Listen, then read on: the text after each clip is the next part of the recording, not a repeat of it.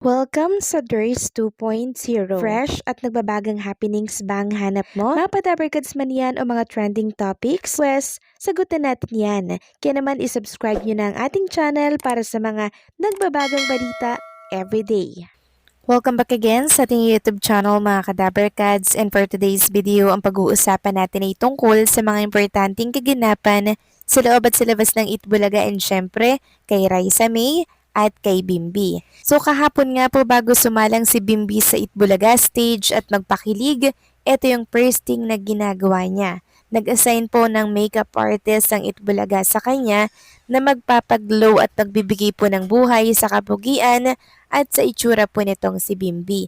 So konting retouch lang naman po ang ginawa sa kanya dito para mas lalong kaakit-akit ang kanyang look sa mga viewers, at dito talaga nakita natin yung transformation niya po mga kadabarkads. Alam niyo yung pogi niya, pero may ipopogi pa po pala. Kaya maraming nahuhumaling at talaga namang nai-in love dito po kay Bimbi. Dahil bukod sa looks niya, kakaiba po ang kanyang karismang hatid sa mga dabarkads. Samantalang kagabi naman mga kadabarkads, inilabas po ng handler ni Bimbi ang mga nakaka-good vibes at nakakakilig na moments ni Raisa May at Bimbi. Nakita nga natin sa video na minamasahe po ni Bimbi si Raisa May habang nakasalang sila sa live kahapon mga kadabarkads ha. Hindi lang po talaga na-highlight kaya hindi po nakita ng ilang mga viewers. May time pa nga po na napatalon itong si Bimbi at mangiyak-ngiyak nga po sa ginawa nitong si Raisa May. Dahil may kung anong ginawa si Raisa May sa daliri po nitong si Bimbi. Yun po yung dahilan kung bakit napatalon si Bimbi at napapagpag nga po ng kanyang mga kamay. So ganyan sila naghaharutan kahit na live or off-cam. Talagang ang lakas po ng chemistry nilang dalawa. Laging magkatabi, magkadikit sa bawat segundo. Yun nga lang kahapon, hindi po sila masyadong nabigyan ng exposure sa Itbulaga as maybe yung silang dalawa together mga kadabarkads. Kaya nakulangan talaga yung mga viewers na nakaabang po sa mga pakilig moments nilang dalawa, 'di ba? So dapat pala may segment po na talagang i-assign kina Bimbi and kay Raisa May. Kasi yun pong hinahanap ng mga tao or ng mga televiewers at ng mga dabarkads natin syempre. Alam naman natin na ang creative team for sure, nag-iisip na po yan sila ng papatok na segment for maybe. Kaya abang-abang lang tayo sa mga anunsyo pong gagawin ng programang Itbulaga. Kasi ang hirap po talagang mag-isip ng segment na papatok at kakagatin po ng mga televiewers. Meron nga po nag-comment dito, nalulungkot daw po siya mga kadabarkads kasi parang binawasan daw po yung exposure, baka pinagbabawalan daw po itong si Bimbi at si Raisa May sa pagkaklingi nilang dalawa on screen. Sabi nga dito ni Ma'am Maria, nalungkot pa ako kanina baka kasi pinagbawalan na umakbay o nagkatampuhan ba silang dalawa, buti na lang nakita ko to, okay na ako. So thankful talaga tayo kasi inilabas po ng handler ni Bimbi yung mga nakaka-good vibes na video, wala pong tampuhan, wala rin pong pagbabawal sa mga kilos at galaw po nila. Talagang sadyang hindi lang sila nabigyan po ng exposure na matindi-tindi kahapon, yun bang pinagsasama po sila. Kaya nag-alala po at nag-isip na agad ang mga dabarkads natin na baka daw may something, baka daw may kakaibang nangyayari. Wala po mga kadabarkads. Relax lang po tayo. Huwag tayong negative, okay? Dahil okay lang po si Raisa at si Bimbi.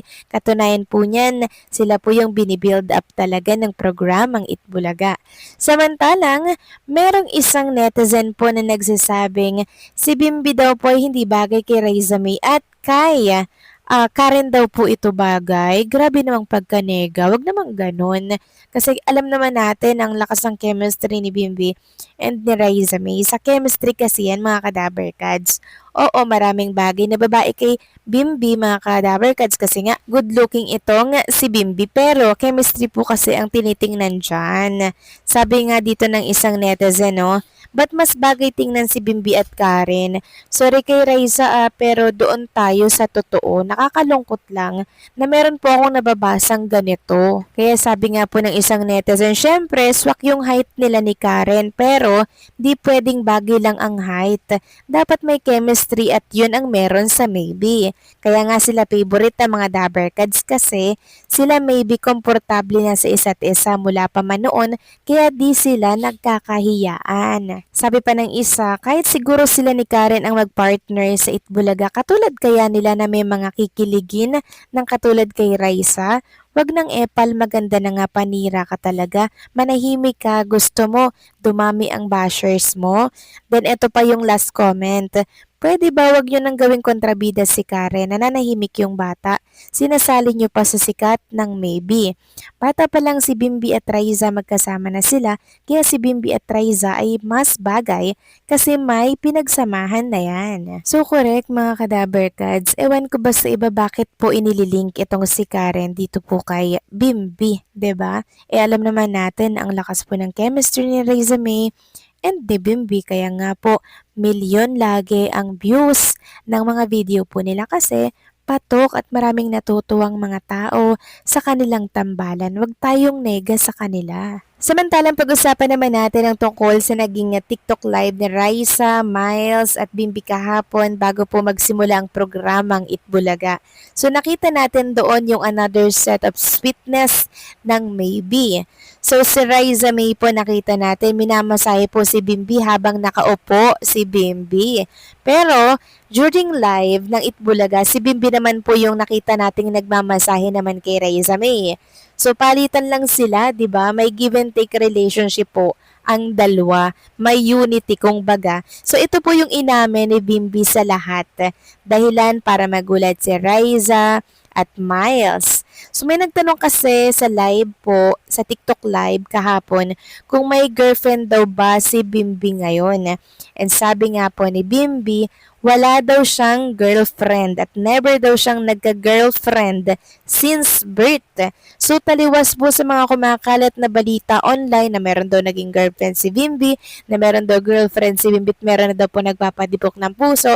Pero ang katotohanan, wala pala mga kadaberkads. Since birth daw, yun yung nakakawindang doon. Taliwas talaga yung kumakalat na balita ngayon. Kaya na-shock lahat dyan mga kadaberkads.